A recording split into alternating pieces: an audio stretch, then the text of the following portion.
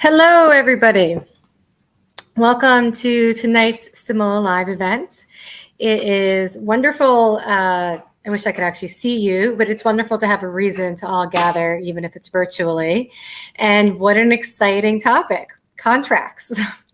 In case you don't know who I am Erica Rand Silverman, and I am a senior literary agent at Stimula Literary Studio.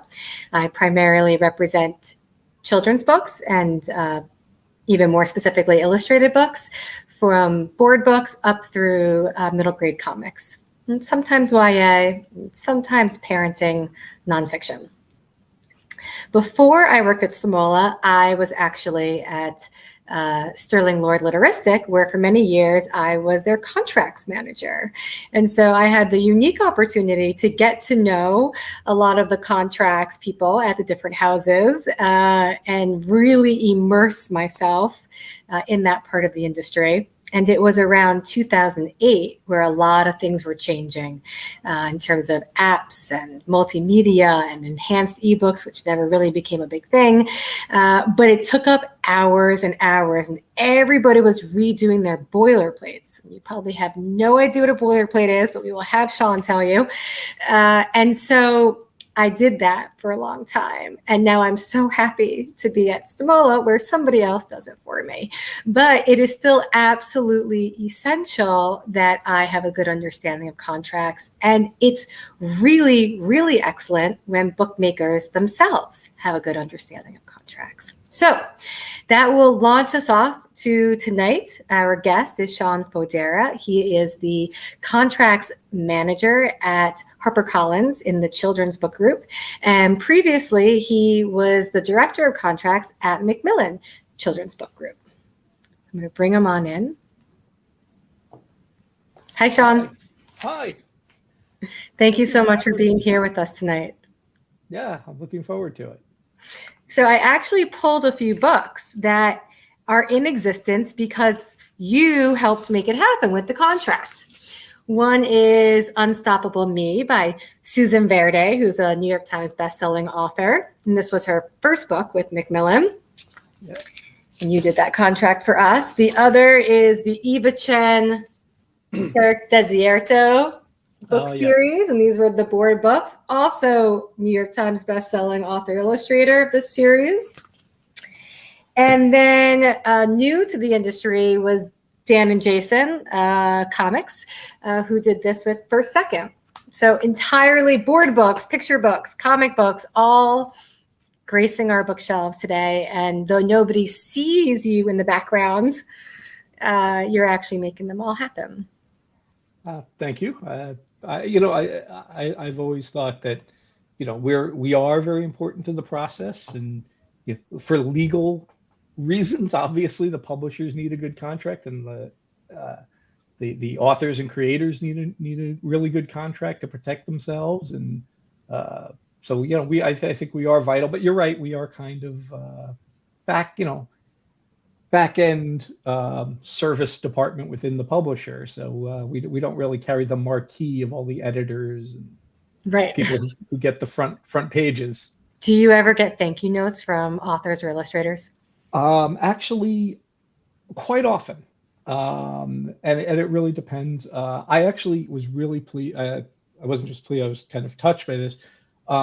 Recently Gary Paulson passed away. Macmillan had recently acquired him for a new set of books, and he put me in the acknowledgments of the final book. I love that. Weeks before he passed, I have a copy downstairs. It has pride of place in our living room, and he'd sent me some notes. He actually sent me a thank you gift of a fountain pen because of the complexities of his deal. So yeah, it is nice to get acknowledged sometimes. And authors don't always realize we're there, because if they have an agent, you're the front line dealing with us. But I do find the agents, certain agents are willing to give us credit where credit's due. And tell us a little bit about yourself and your background. Sure. So I've been doing this for quite some time. I've done children's books at Penguin, Simon & Schuster, when they first merged with the old Macmillan. and then the new Macmillan, Holtzbrink, for quite a long time, and now at Harper. And in the interim, I've also been, I did adult contracts for science fiction imprint at Penguin. I've done some adult contracts here and there for like Henry Holt, and a little in my early days at Penguin. I've also been a rights agent. I'm a published short fiction writer, as well as having some of my nonfiction about contracts issues published. So I've been on kind of all sides of the negotiating table, all sides of a contract. And do you prefer chocolate or candy? Chocolate. All right, so we don't have a lot of time. An hour goes very fast, and we do want to leave time for questions. Sure. Let's just dive right in. Okay. I have some questions, and you had some topics that you thought we could touch on. I was just thinking maybe we could begin with you giving a sweeping overview of what people can expect to see covered in their contracts. Sure. So, the contract is kind of the scripture for what can be done with the book, what the publisher can do, what the author can do, and contrarily what the publisher can't do and the author can't do. So it covers a lot of areas. The main subjects are what can the publisher do? What are you giving the publisher? What rights are you allowing them to have? What areas are they allowed to get into, and what areas are they not allowed to? So when you talk about print or ebook or audio, movie, TV, merchandising, etc. So you lay the ground rules for what are you giving. Then for how long are you giving those rights? And for the majority of contracts, it's for the term of copyright. We all know that's a very long time. Where can they sell the book? The territory. Is it world? Is it world English? Is it US, Philippines, Canada, open market? And the open market gets very tricky for people to understand and follow, which is basically everywhere in the world that's not the US, Canada, and a defined set of territories that the British publisher will have. You get into the different editions. And then you have sort of what are the creator's obligations, which kind of boils down to they have to deliver and revise in a timely fashion. They have to clear the rights for any permissions for any third-party materials that they didn't create themselves, assuming that it's under copyright to somebody else. Do you ever see publishers handle those permissions? It's been known to happen. It's not very common. Really, I guess it depends on the book. It depends on the author's capabilities. It really depends on how important are those permissions to the book. If you have a book that's nonfiction and relies heavily on previously published material that requires permissions, there might be some kind of collaborative effort in that sense. But for the publisher's perspective, it's kind of falls on the author. You want to use this material. You're making it a fundamental part of what your manuscript is about. So you need to make sure we get clearance to use those rights.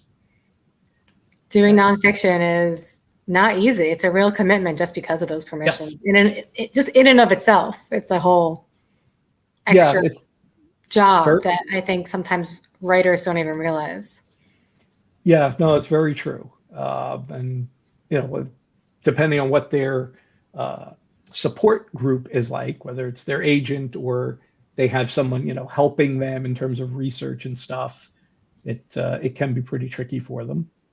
The additional obligations that the authors have is to review and return proofs to make sure the book is in publishable condition and is kind of meeting what both parties think the book should be.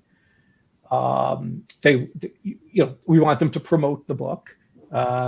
Doesn't always mean a tour and signings and meeting with Oprah, but it certainly social media We can all and hope. We can all, yeah, we can all hope it's for a meeting with Oprah. yeah. That has been changing recently. There seems to be new language I've noticed in contracts, and every house is different, of course, where publishers, I think it's still being sort of hammered out across the board, it seems, but that publishers would like to require authors and illustrators to take a more active role in social media. Yeah. So actually, let me preface this, but just by saying that the things I'm talking about are going to be very general in subject. I'm not speaking for Harper. I'm not speaking for Macmillan or any of my publishers. These are just things from my experience. So take that where you will. But you're right. The world for promoting books has changed. It had changed immensely 2 years ago. The last 2 years have certainly upset things, with the lack of in-person appearances and the ability to actually get in front of a crowd without being online. Mm-hmm. So I know a lot of authors who were actually historically very much against being on social media and have started to realize I have to get out there, I have to promote my book, I have to put the word out. And so they get on Instagram and they get on Facebook, and I don't know too many authors who are doing too much on TikTok, who were hesitant before, but there is a whole new group of authors coming up who are trying to leverage that for the promotion opportunities. And that's really important, because if an author can bring an audience to the book that the publisher doesn't necessarily have the approach to, it's a win for everybody, really. So we want the authors to be participating in that process. What's interesting to me, and people who listening in might not realize, is that contracts are evolving. And so this new language, for example, where publishers and agents and bookmakers who are unagented trying to come to terms with what is an appropriate agreement about what the responsibility of a bookmaker is in terms of promotion, it's all very malleable right now. Things tend to eventually get sort of hammered out into some place where there seems to be some general agreement. But this happens every, 5 years. Sometimes it's every year, sometimes it's every 5 years, where something changes in the world around us and it affects what we do in publishing. And so our contracts, reflect that. So just for bookmakers who are unagented, who might be listening in, it's important to remember that what you see when you get a contract is not necessarily how it has to be. Sometimes there's language in there that's in flux. And of course, this is not a push for why you should get an agent. I'm not trying to sell agents to you, but that is one reason why an agency can be so supportive, is because they're a part of that ongoing conversation. And we tend to know which clauses are sort of in that negotiation phase. Okay. Yeah. So there might be people here from children's and adult. Can you speak a little bit to, are there major differences between the two? The basic structures of the contract will usually be very similar. And I say that sort of within the silos of the publishing houses. A Harper contract is going to be different in structure and style and language than a Macmillan or a Penguin or Simon & Schuster or Hachette or Scholastic. And you certainly know, there are contracts that are 45 pages and there are contracts that are 16 pages. And for the most part, despite that wide variety of length, they pretty much hit all of the same. It's like, how is it possible then that some are 45 and some are 16 when they're all basically touching on the same points? That's a rhetorical question, but it really is. Different lawyers, which is always where I have to point my finger for that. But The fact is that structurally they're going to be very similar.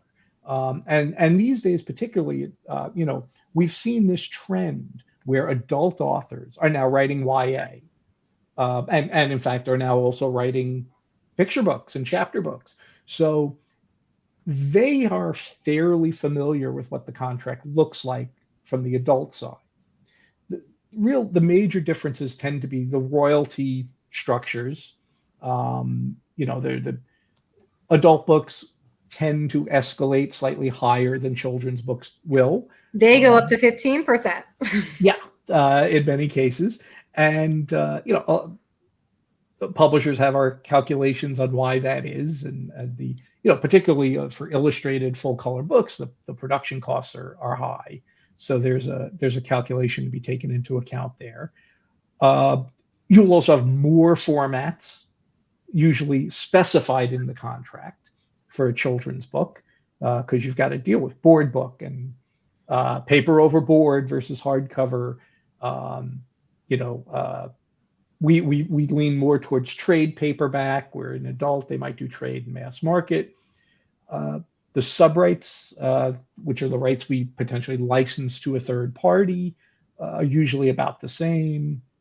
And most of the legal stuff, the warranties, the indemnities, the things that the author has to promise, I haven't infringed somebody else's copyright. This is original work. I'm not invading anybody's privacy, etc. That stuff's going to be pretty much the same. Since it's on my mind anyway, and this seems like a good spot, the Moralities Clause is also a new clause that's been popping up in the contracts the last few years. Can you talk about what the Moralities Clause is? Yeah, depending on who you talk to, it's either a morality clause or a conduct clause. I like to think of it more as a conduct clause, because I think that avoids the weighted issue of what they did. It's a question of an action, and then a judgment is placed on that action. If somebody tweeted something or gained notoriety for something that seems to be off-putting potentially to the marketplace, and we're certainly all very aware of this with the current political situation in the country. This whole idea that there, and depending on who you talk to, there is or isn't a cancel culture and things like that. So, but the idea is basically that if you've signed up for a book with a publisher, and part of their signing up with you is, who are you? Who are you as a person, as a writer? Are you going to be, and particularly in children's books, are you going to be a good representative for not only for yourself and for the work, but for the publisher? And we're dealing with impressionable minds and parents who are on edge in many cases about the type of books their children are reading and who is producing those books. So the idea behind the morality and conduct clause is that if an author does something that brings kind of disrepute or unwanted notoriety to the book, that the publisher, in theory, can get out of the contract and stop, either not publish it, or ultimately possibly even stop publishing an already published book. It's an area that is, of course, fraught with a lot of concern on the creative side and on the publisher side. I've noticed that a lot of the publishers, we took a long time to start individually. There's a publisher who started doing this 2 or 3 years ago, and quietly, and little by little, other publishers have been coming around to it, mainly because of these kind of headline authors who are getting their books, canceled for publication. Who's holding the parent companies or the publishers to task in their morality and conduct? That's another rhetorical question. Talk to us a little bit about work for hire contracts. Sure. Well, this is a little different, and the contracts look tend to look different and obviously address different things. The idea of work for hire is that you're being brought on to produce a material. It could be a manuscript, it could be artwork, which ultimately you as the creator will not own. You're going to assign all of your rights, and work for hire is kind of a catch-all phrase. Legally, it actually, at least in New York, it covers employees. So what we do is more called an assignment of rights. You are assigning to us all of your rights in this material. So you're not holding on to the movie rights. You're not holding on to the merchandising rights, or the foreign translation rights or something like that. And the publisher owns it completely. The creator may or may not get a credit on that. That's all discussed usually up front. There often it will be a flat fee, so you'll get one payment up front to do the work, and it's done. Depending on the property, sometimes you might get a little royalty on the back end, but it's I find those to be rare. It really depends on the property. And in the end, it is also the question of, is this a resume item for you, or are you really ghostwriting and therefore you don't claim any public connection to the work? How often do you see work for hire in children's or assignment of rights? More often than I used to, that's for sure. And I think a lot of that has to do with the number one, big celebrity books. You get a big celebrity doing a book, and they want to own everything because they want to be able to go out and turn it into a TV show or a movie or a podcast or something that's, grows from the concept. And it's very hard to do if your illustrator has control of their copyright in the artwork, for example.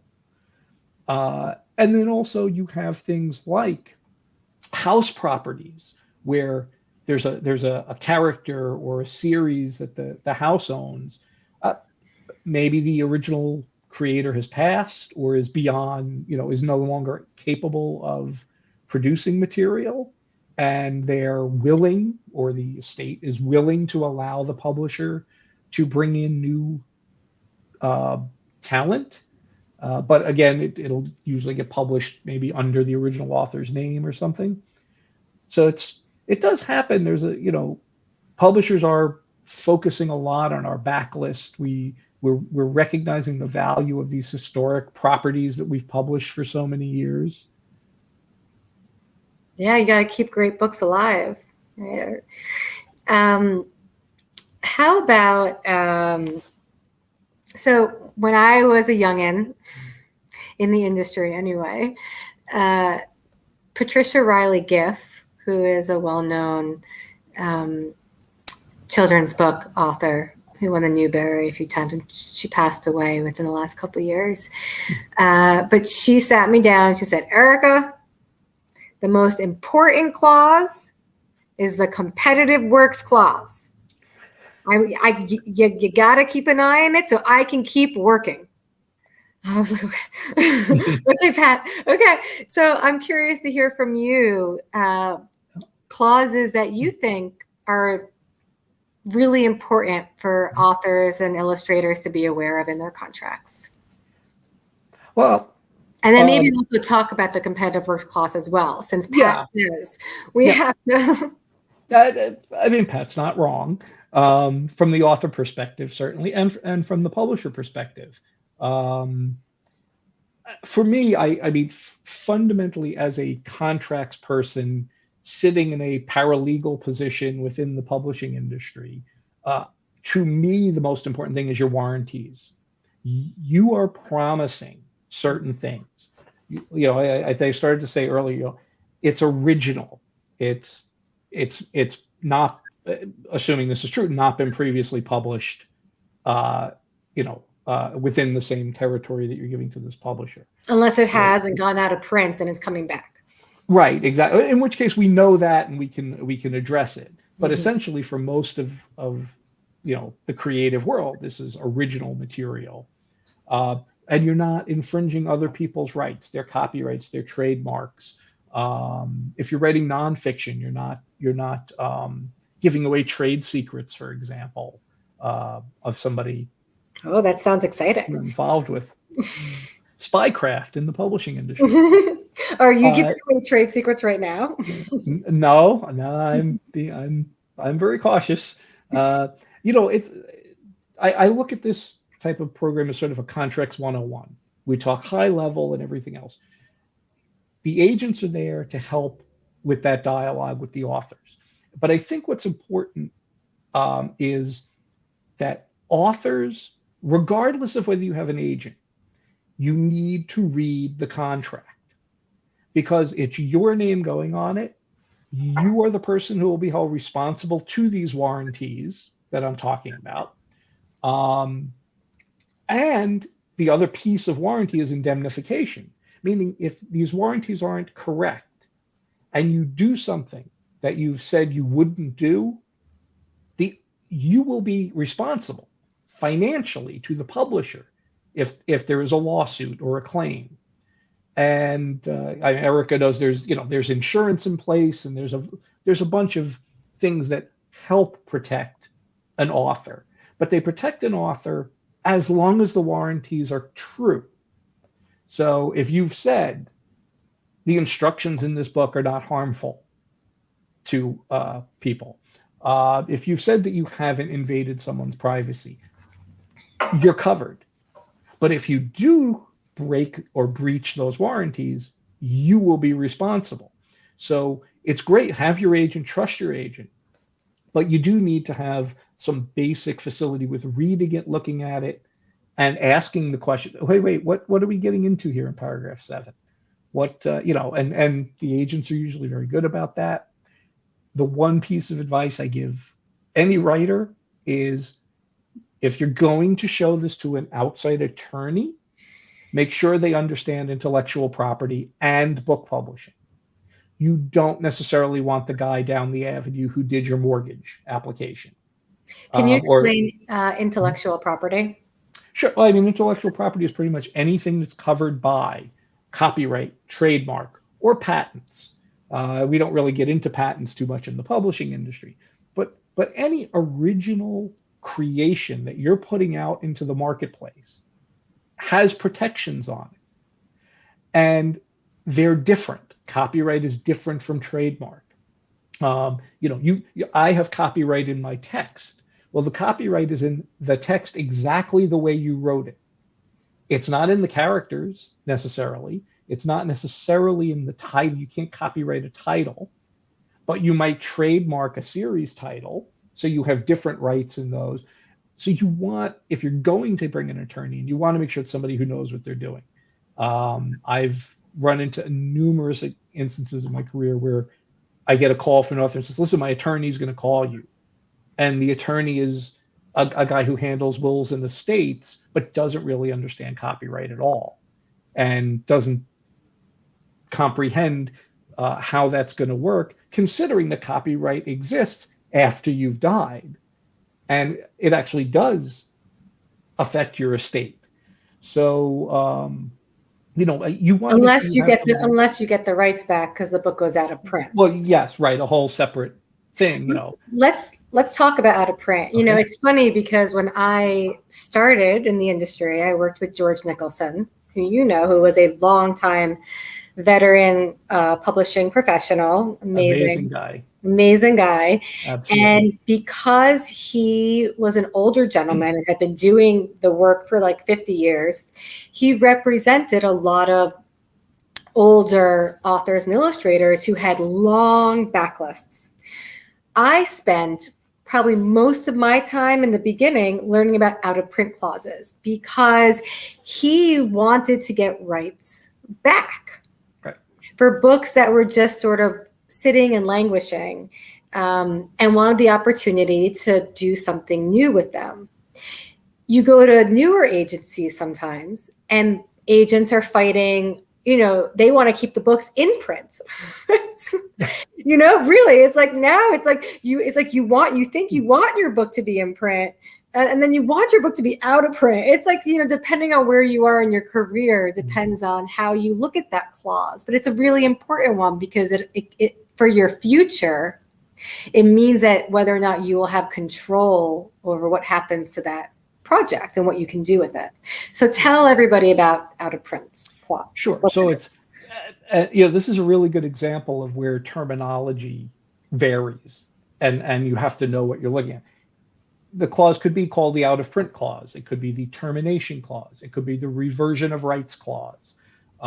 There's a number of ways of referring to it. But the idea is that if the book stops selling, you can get your rights back and potentially sell it to another publisher, or these days self-publish on your own.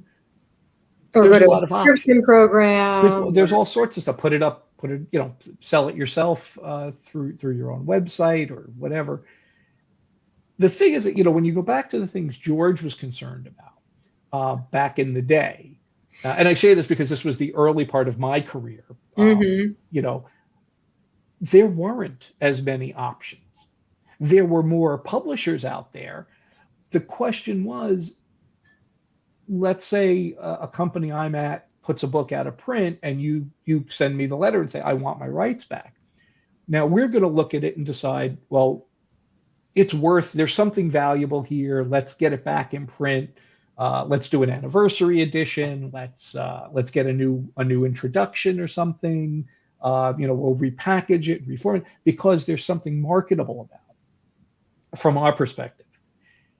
The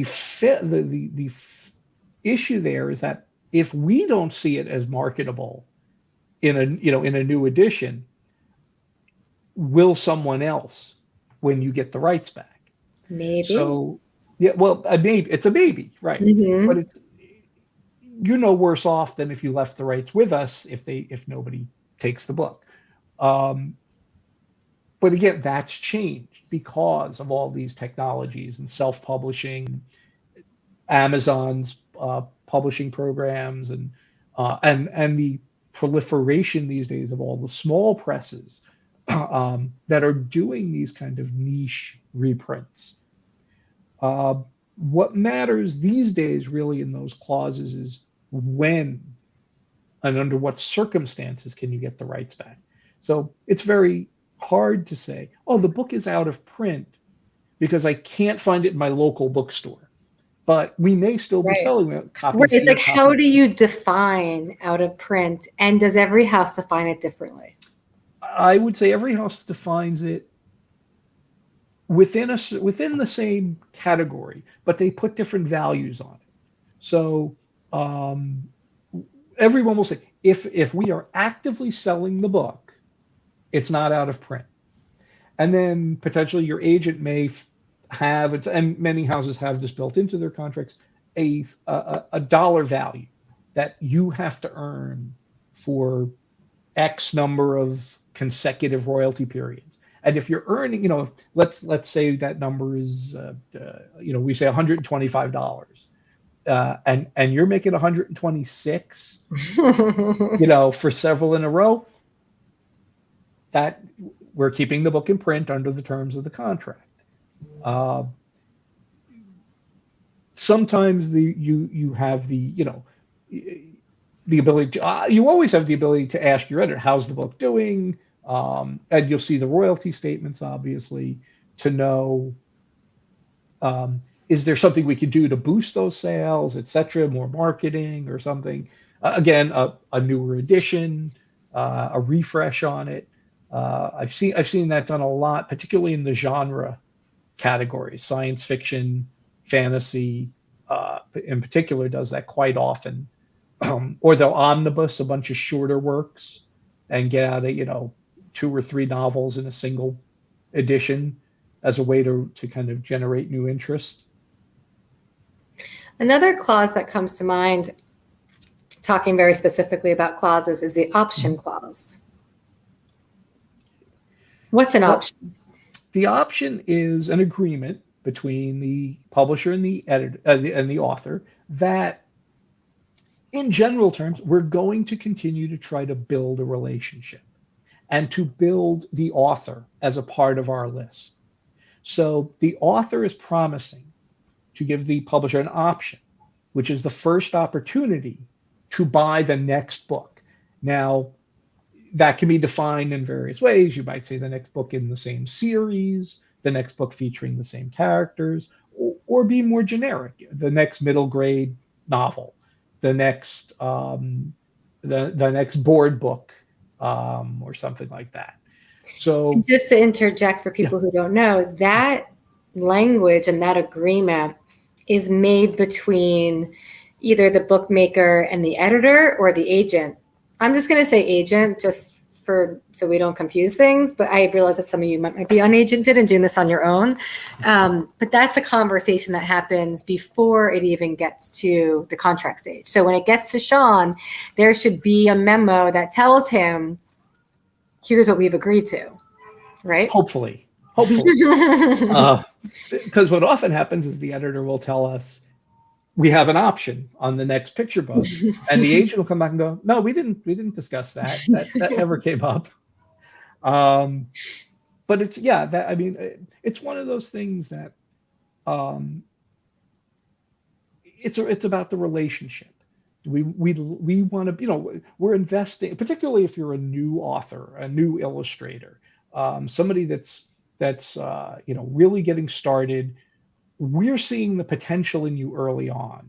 So we want to keep you around. We want to be able to be a success with you as you move on. Now, obviously for illustrators, if that's all they're doing, they're not actually writing, it's a little trickier because they get brought onto other people's projects. But that whole area is collaborative. It is about building the relationship. And what the option clause will set out is, how do we determine if we're going to get that next book? So you're going to submit something, a proposal, a manuscript, sample chapters, whatever it's going to be. And then we will have X amount of time to make an offer. And if we make an offer, then we have X amount of additional time to negotiate a deal for the new book. And also when you're able to submit that new project. So sometimes like, I've now delivered the book that you've contracted from me. Right. How long do I have to wait before I can give you my next book? Because I'm ready to go, especially if you give a blanket general option. It means that you are not able to publish anything else, which is why I always say to try to limit that option. But here's the thing, and I can't speak for every publisher and every contract.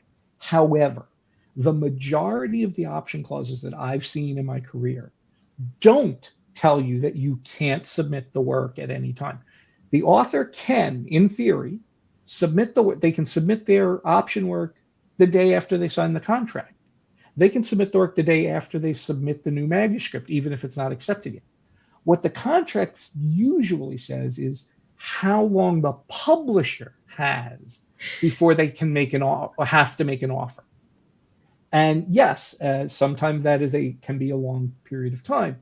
So that can be like on delivery and acceptance. That could be, 30 days, 60 days, 90 days. That could be on publication. Right. So this is that small. Right.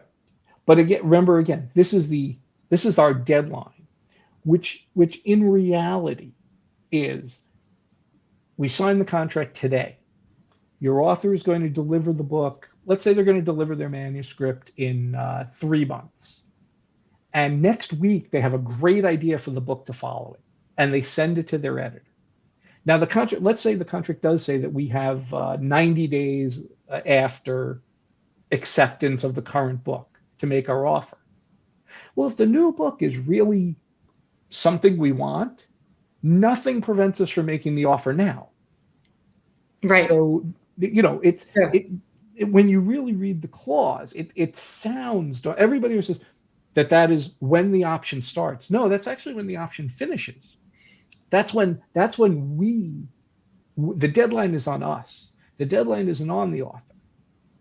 Now, in my mind, and I actually think this way as a writer and from the publishing side, the more time the publisher has to think about your work, the more time they have to evaluate how the current book is looking in the market.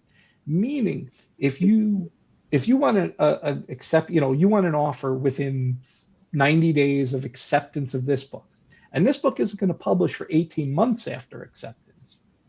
We don't really have sales. We don't have advanced sales yet to look at. But if that time period is longer, we can look maybe at advanced sales. We could see how the marketing department, the sales department is going, this book is going to blockbuster. And now we may have leeway to make you a better offer. If we're constrained to a shorter period, we may have to say, okay, we'll give you what we gave you for this book. There's a negotiation. It's a constant balance, and I think yes, as an agent and as a bookmaker, you need to be reasonable.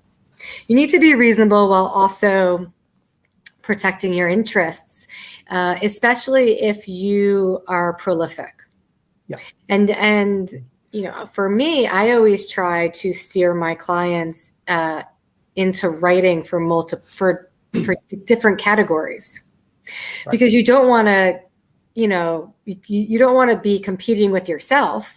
So if you have a middle grade coming out, do you want a middle grade coming out right away? Like you don't, So, it's. I hear what you're saying, Sean, and as an agent, I often will talk clients through this. But I will always look to say, well, that's why it's important. If this is a middle grade novel, and let's say this is your debut, and I think, well, look at this publisher. They are, supporting you, and they're going to launch you, and you want them to be invested in you. We want to have a career, which sometimes feels romantic these days, though it didn't used to, right? I mean, that was the way it is. These days, it's it's just not a given that your first publisher will remain your publisher for a long time, but before you add in others. But, let's say we're going to give that option for middle grade. Well, then, okay, well, let's talk about you writing, nonfiction picture book, if that's something that you're interested in. So in that option, I'm going to be sure to say the option is on the next middle grade novel and not just on the next book. Yeah, you can make it as specific as you want. And this actually comes back to a question that you raised that we actually I don't think we really talked about, which is non-compete. So right. You're writing this book for us and whatever the subject is. And we're investing in publishing it. We're investing in the marketing and the sales, getting it out there, making a name for you, making something of a splash for the book. We obviously don't want you going out and basically doing something that's going to be so similar and or so close in timing to the book we're doing. So, if we're doing the classic sort of A Boy and His Dog book, we don't want you going to another house and doing A Girl and Her Cat or, something like that. Mm-hmm. So we want to make sure that we have some exclusivity in the marketplace. And, the issue today is that the marketplace is narrowing. You've got your Amazon, and then you have your Barnes and Noble and your other, and then the independents. But the book selling scene is, and books are now available at Costco and BJ's and Target and all kinds of places. Right, the big box. So we have to make the most of that market, and for us making the most of that market, hopefully makes the most of that market for you. That's right. For the creators. I had an editor friend of mine who worked in science fiction, and he used to argue all the time. And his statement was always, the publisher's job is to sell as many books as possible. Your interest is to sell as many of my books as possible. Your books rather. And he's not wrong. But of course, in building to sell as many books as possible in the general sense for us, we have to do that on an individual level too. So that's an area where, again, fine tuning the language, what are both parties comfortable with, and I think that's probably the most important thing about any contract negotiation is, it's once said that a perfect contract negotiation is when both parties come away kind of sort of unhappy. That's not a direct quote, but the idea is we meet in the middle. You have concerns, we have concerns. Let's find a way to make them work together. So in that non-compete clause then, or competitive works clause, generally, well, for like authors, you want to think about and your agent on your behalf, or you have to articulate to the publisher if you have other books in the works. You have to know that you're going to talk. Is it going to be? Do you expect or want another book to come out in a different season? Like maybe you have one you want in the spring and one you want in the fall, but the publisher, are they giving you 6 months to have something come out in the same category? Are they giving you? So that's kind of what you're looking for there. And for illustrators, this is something that I'm constantly battling, because it feels different for me than an author, because my illustrators are being hired to work.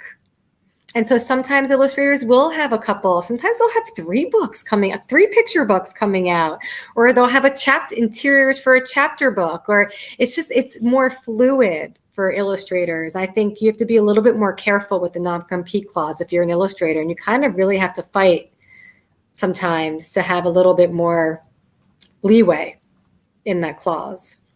Yeah. Well, it's a negotiation. That's what you and I do, or your contracts person and I do. Yay for Paula. Big shout out for Paula. Yeah.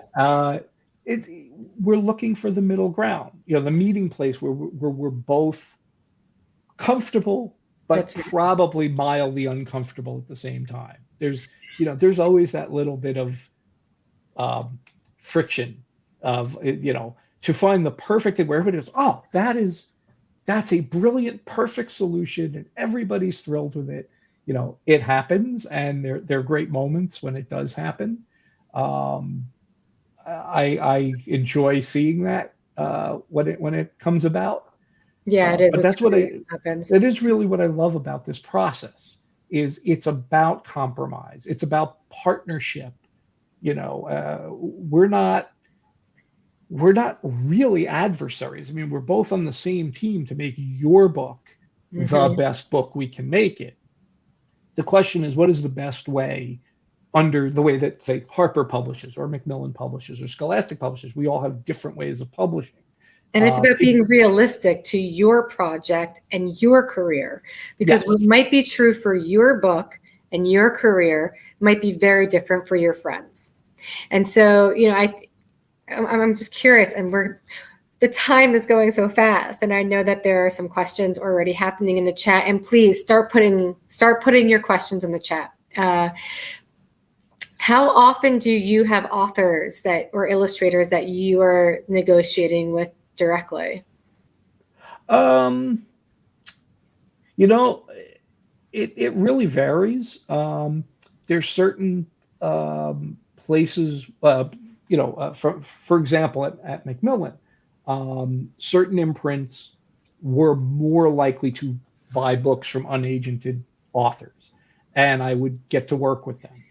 And I love that, because I'm interested. One thing about me is I love children's books. Like I've specialized in this for a very long part of my career, well more than half of it, and I'm a passionate advocate for youth literacy, and I do live readings at the public library for families. I just think it's something that I really love. So working with the authors directly is always just a joy for me. And then you have other houses who are kind of, we work with agents, and the nice thing that I found is I feel I've developed a very good rapport with most of the children's agents, and that we work well together because because we work collaboratively. if I'm saying no to something, it's for a reason, and I try to articulate it and try to make sure that we're all on the same page. There's a question about series publishing. So with the option clause or the weighting that we're talking about, they're wondering, well, how does that work with the series? And I can say, usually you sell a book in, and if you know it's going to be a series, you might sell 3 books at the outset. And so the option doesn't start until that 3rd book comes out. Sometimes you don't sell a book out right away, but everybody sees that there's potential. And so like we said, even though the option might not technically, the editor doesn't have to respond until, let's say, 45 days from DNA, or 30, everybody will move fast to capitalize on interest.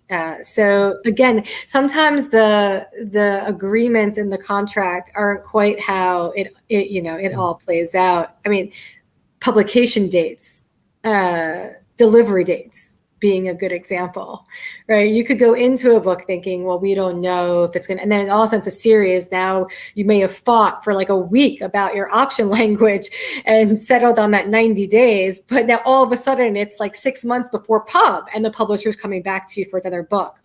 Your contract might say you have to deliver on March 15th, 2022. But if it's June, let me tell you, that would not be unusual when you're delivering. There's a lot of slipping and sliding, especially right now because of all the challenges we're having with shipping. Yeah. The most important part there really is communication. If you're going to be late with your delivery, you make sure your editor knows, and you make sure that the editor is in a position to adjust for that. That's right.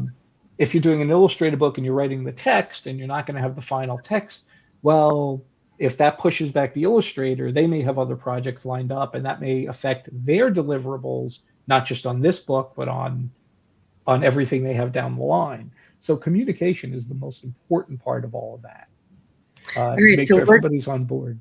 We're going to go like speed question time. Okay. Let's see here. I just saw one. Okay. Where'd it go? I'm on my son's computer and it doesn't work like a Mac. It's okay. Let's see. Nope, I already answered that one. Oh no, I didn't. I answered in my head. How do some authors get their books published so fast?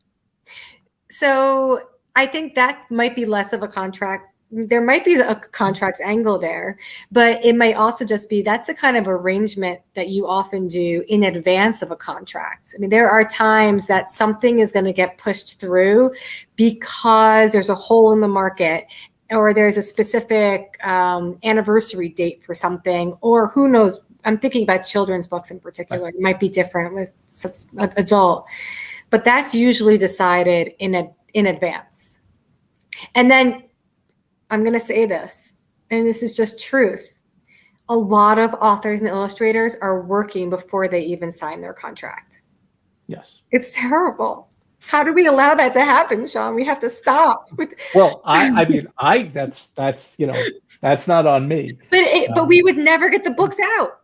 Yeah. If we waited for the contracts to be signed, there would be a huge gap in publishing because there would be no books coming because you have to start work. It's like, I don't even know how you catch up like that. But most of my clients are working before they even sign. I mean, if you're selling particularly to, say, a big 5 company, there's an internal process we have to go through to get the contract request approved and all the details put in place. We have to draft it along with the other 600, 700, 800 or more that we do a year, and recognize that in children's books we do even more contracts than adult books because with illustrators you have multiple parties.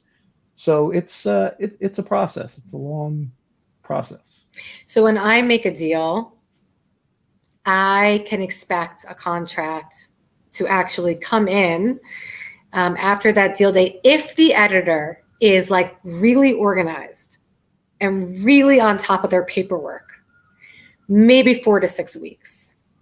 And that's right. I mean, that's pretty, by the time they get theirs, you have editors who are not on top of their paperwork. And you write a few weeks later, they're like, oh, I never even handed in the deal memo. So the first thing is making sure the editor is getting the contract information to the contract department. Then you can hope, it's within a month, but I have not found that to necessarily be true. Then we get the contract, and now it's another month, because now we also have our own list of contracts that are being negotiated. And Sean and I were talking before, it's not like publishing. You would think these big houses have these huge staffs, or these huge agencies, but you don't, I just imagine all the contract people just like under a pile of contracts peeking through. That's what it was like for me when I was doing it. So it can take a long time. Deals I'm closing now will not be paid out or signed until next year. I mean, that's unless there was a reason where it was pushed through or demanded, or maybe I'm too lax. Am I too lax, Sean? I don't think so. I think you guys do a pretty good job. But it's, again, it's remember that you're dealing with one particular editor. Well, that editor is in an imprint, and maybe there's a couple of other editors in that imprint. They're all putting pressure on their editorial director to get stuff rushed, and the editorial director is putting pressure on the publisher above them, and then there's the finance people. There's a lot of places for things to slow down.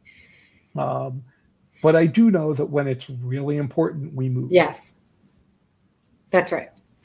Are negotiations expected or frowned upon? Expected. Yeah. And I know some contracts people who frown on them. I personally think it shows that the agent and the author are doing the right thing for themselves, and that means that they're probably an educated partner in this publishing process. That's right. Is the advance payment schedule negotiable? Oh, I'm so glad you bring up payout. Can you describe what happens when a book goes to auction from your end? All right, so let's just start with payout, because payout has changed drastically since COVID. I mean, it was even changing before that, actually, but really heavily so now. Yeah, the traditional book contracts, and in children's books, it was usually half on signing of the contract, half on acceptance of the material that you're delivering.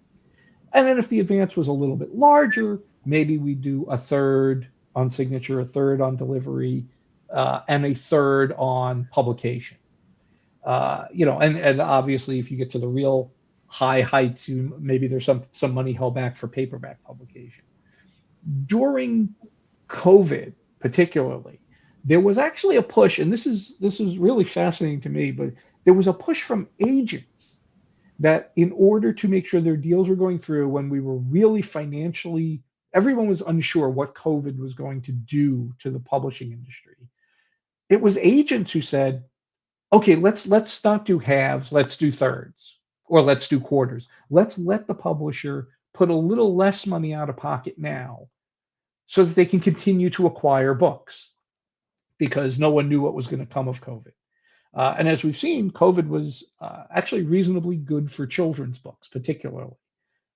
So we end up with a variety of ways of structuring the finances, but it's all worked out. It's all negotiated.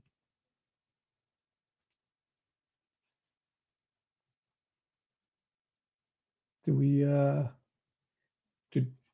we freeze here? Am I still live? I'm not sure what happened here. Can anybody see what's going on? To answer the question about auctions are speed dating. The editor gets their offer. Oh, there you are. But and I can hear you, thank goodness, because my son's computer went dead. It was really traumatizing, but I think we're okay. Okay. I was just going to say auctions are like I think we're echoing. Or like speed dating. You here's the book. We put together a proposal. Contracts editorial work together. and we go to the agent comes back with a counter, and we just flip back and forth until somebody gets the book. I just want to make sure to say, I don't know where we landed on the payout, but it is negotiable, even though it's changing. And for picture book maker, sometimes it's also on sketch. So an editor might say, I have to do it in quarters. I have to. Well, it's okay. Well, maybe the last quarter is not on pub. Maybe we can find some quarters in here that get us paid out sooner. And it's your advance is an advance so that you can do the work. And so this movement to paying it out more slowly and to paying it out much further in the future on pub, I always caution bookmakers that money is so you can do the work. And that's something we have to keep reminding the publishers who are looking out for their cash flow interests as they need to. But so do you as a bookmaker. You need to look out for your interests as well. Let's see. Okay. And I'm sorry, everybody. I'm glad to be back. Thank you for holding down the ship, Sean, while I was. Yep. All right. So, and I know we're getting on time. So, can an author or illustrator who is asked to do social networking on his time ask for compensation beyond a point? Well, that's I haven't really seen that. I have never seen that in a contract. Yeah. But something else you won't see in your contract is marketing plans or anything of that sort. So that's just a side note, not exactly your question, Raphael, but also good to know. But no, you are expected to do a certain amount of supporting and understanding up front what your editor and what their imprint and what the publisher expects that to be is really important. But normally, we're just hoping that the publisher will engage the bookmakers as much as we want the publisher to be calling, being like, I got a panel for you, I got a conference for you, I got a book event for you. I mean, you hope that your publisher is doing that work on their end to set you up. When it comes down to social media, again, there might be language in there asking you to do a certain amount, but that is a clause that you should definitely push back on if you are not a social media person naturally. And you should just articulate to your editor and to the contracts department your own comfort level and be very hyper aware of that for yourself. Let's see. Okay. There were others in here. How does an agent contract differ from a publishing contract? So if you heard Sean earlier say that sometimes when this lawyer comes in who doesn't really do this for a living, you're like, ay, because you know it's going to cost the bookmaker a lot of money and it's going to get dragged out and they might be fighting for things that aren't standard. That's how I feel about an agency contract too. I will have clients come to me.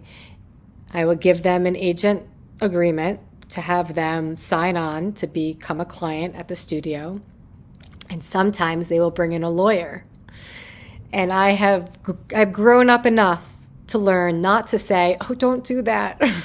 Save yourself the money. I don't say that anymore because that's really inappropriate and it's up to you as the bookmaker. But generally, agency agreements at the big, reputable, not big in size, but big in terms of notoriety, reputable agencies, they're pretty standard.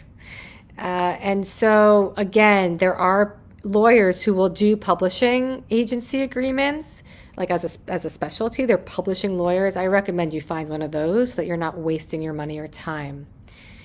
But this, I don't know if this is what you mean, but just in case, do you give a different contract to an author who's negotiating on their own behalf directly than a contract you will give to an agent who might be negotiating on behalf of their client? No. The basic contract, the boilerplate, will be the same for everyone. And what happens is when we as you mentioned, we change forms, we will negotiate with all the agencies a new boilerplate. And the agency will have their own particular issues that they like to address, and we'll put those into their form. So when I get, sorry about that. No, keep going. I'm just, I I don't don't hear hear the this. echo. Bad echo on Sean since Erica rejoined. I don't hear an echo. Oh, thanks. It's from Angus. Angus, he's really looking out for us. Anyway, so a contract that I send out to small literary is going to look different than a contract I send out to an unagented author, only because it won't be pre-negotiated with certain clauses and certain language. I'm muting myself in case. Okay, so when you talk, I'm going to mute and then I'll unmute. But yeah, so there are like sort of a publisher's standard contract, and that's what you're going to get if you're unagented, and it's your first book with the publisher. And then once you negotiate your contract, then the next time you publish with that publisher, the hope is that they will give you that contract on that new form based on your previous contract. Whereas, for example, the studio, we do contracts, we do many contracts with all the publishers. And so when Sean and I are doing a deal together at Harper now, for example, he's going to give me what's called a boilerplate, which is a contract that we've sort of agreed upon, the standard form language, and I'm just negotiating the major deal points. Although we always have to be diligent. Okay. Is there a force majeure clause in your contracts? Is it the same as a typical biz contract? There is almost always a force majeure clause. I can't really speak to whether it's what a typical business contract reads. In the publishing industry, the force majeure clause is usually only applicable to the publisher. If the publisher, and force majeure, for those who don't know, is sort of a act of God clause. It protects the publisher that if we're unable to publish your book or issue statements or something because of an act of war, an act of terrorism, natural disasters, etc., it's not like the book goes out of print and you get your rights back and the contract terminates. We get the ability to cure that failure. Usually in a publishing contract, it only applies to the publisher, not necessarily to the authors, because generally the authors have a lot less exposure. You might miss your, if God forbid your family has suffered in the recent storms or something, you might have to postpone your delivery date. Well, we're going to work with you on that. Obviously we're not uncaring people, so we're going to work with you to work out a new delivery date when you're on your feet and help you out. With the publishing industry, if our warehouse floods, that's a much bigger issue. If shipping between our printing plants in China and the United States is affected, and we can get the process started, but we can't get the books here in time for a timely publication, we need some protection because we've invested the money. The books are printed, the books are being shipped. We can't just go, they're on a ship in LA Harbor, they didn't get in the bookstore, now you get your rights back because we failed to publish. That would not be a very good business move on the author's part as well, because now you're going to postpone the publication of your book by several years instead of potentially maybe weeks or months.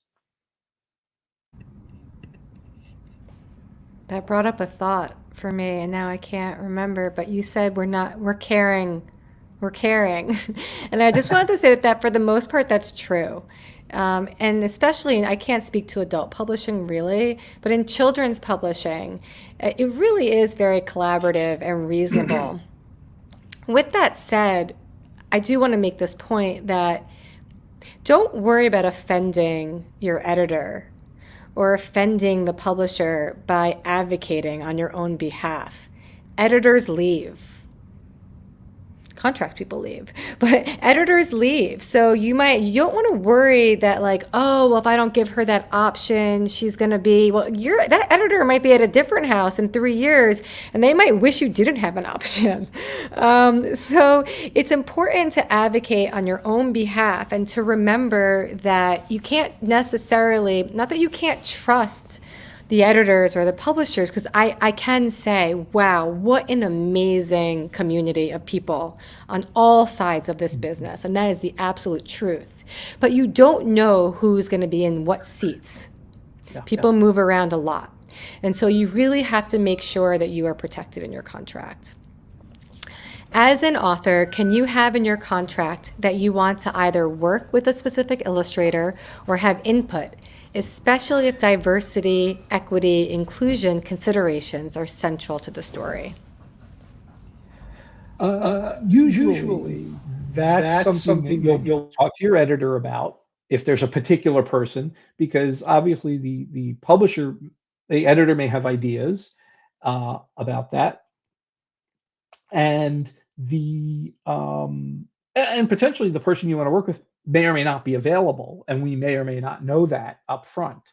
But we may also have alternatives that we can offer, because the editors are always, viewing new artists and up and coming people. So that's something that can be done. And as far as input, you certainly raise that question, and if it's a DEI issue, that's these days particularly, that's going to be at the forefront of conversation between you and the editor. Whether it gets memorialized in the contract or not, it really depends on the publishing house, the editor, and how the relationship is working. Yeah, that's so interesting. I would say that approval, consultation or approval over an illustrator choice is not always afforded to new authors. It is something I think you have more leverage to negotiate for as your career progresses. What I have never seen is asking a publisher to say in the contract that they not that you have approval over who the illustrator is, but that you have approval over if you want that illustrator to be of a certain cultural or ethnic background because of the book. I've never worried about specifying that because it's so understood. I mean, it's just something that is in the best interest of everybody. And in general, I've never worried that an editor wouldn't follow through on that plan. Is that something, have you ever seen that specified in a contract, Sean? I have not. Yeah. Okay. Hold on. Sorry. Okay, so we're going to do 2 more if you don't mind, Sean. I'm keeping you 12 minutes already past our time, and my puppy is, gnawing at the at the door. From an audiobook narrator, have you been seeing AI clauses coming up recently in audiobook contracts? I have not. I don't do too many audiobook contracts. They're usually done by other people in the houses where I've worked. I actually, it hadn't really occurred to me that AI was becoming something in this area. And hi, Allison. What advice do you have for someone looking to work in publishing and is interested in contracts but doesn't have any experience yet? Do I need to learn, research legal terms to prepare, etc.? You do not. I can tell you right now, I fell into this completely by accident. I wanted to be an editor in children's books, and I couldn't find a position. So I applied for a contract assistant job.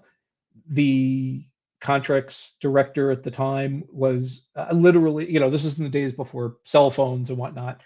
She was on the phone to the placement agency that had sent me to her as I was leaving the building. I called them to see if they had any other interviews. And they were like, hold on, they're making you the offer. And I took the job. And I always thought I'll jump ship and go over to be an editor at some point. And I never did. You can be trained on the job. I have trained dozens and dozens of young people straight out of college, and some people with degrees, in some in literature, some in psychology, some in marketing. What you need is, the only thing you really need to be successful as a contracts person is a willingness to listen, an open-mindedness, and a willingness to try to find common ground. All the rest of it can be learned, and it can be learned fairly easily and fairly quickly, particularly if you have good, experienced people above you within the organization. There are so many more questions, and I wish we could go on, but we do have to cut it off somewhere, and perhaps we'll have Sean back for a reprise. And we'll do it again. So, Sean, I want to say thank you so much for spending your time with us, and thank you so much for all the hard work you do, just on a personal note, on behalf of all of our clients. I know how much work it is, and we're always grateful to you for it. And then to take your time out tonight to be with us, to give advice to everybody, is very generous. So thank you. My pleasure. I really enjoyed it. Is there anything that you can tell the authors and illustrators listening in, if they want to continue to learn about contracts, where they can go? Sure. The main thing that you can find, you're going to find advice all over the internet. And I think the best sources are from writers group, the writers organization. So Society of Children's book writers and illustrators. If you happen to be doing science fiction writers in America, romance writers in America, these organizations have documents about what contracts are and how to navigate them. They may or may not tell you how to negotiate, but they will leave you that bottom line understanding of what you're reading and what you're getting into, what those clauses mean. I think it's, you want to be cautious about just taking advice willy-nilly from everywhere on the internet. There's a lot of good information, and there's a lot of bad information. And of course, seeking advice of experienced people who know in the industry. If you know a writer already published or an illustrator. That's a good place to start. Yeah. All right. Well, everybody, I'm going to say goodnight. Sean, I'm going to ask you to don't leave. Okay. But I'm going to say goodnight to everybody else. So in case you missed it, we're having 2 more events before the end of the year. On December 2nd, we're having an event with Trudy Truitt, who is writing an incredible best-selling series with National Geographic. And she's going to talk with us about how to write a book series and how to give your series staying power. And then the next day, on December 3rd, Friday, we're going to have a group of illustrators with us, K-Fi Steele, Doug Salati, and Robot Watkins, moderated by Susanna Richards, a fierce books advocate. And they're going to talk about how, deep dive into archives and backlists inform their work, where their inspiration comes from. I think it'll be a beautiful way to end the year. So I hope to see you at those events, and I thank you so much for joining us this evening. Bye, everybody. Thanks, everybody.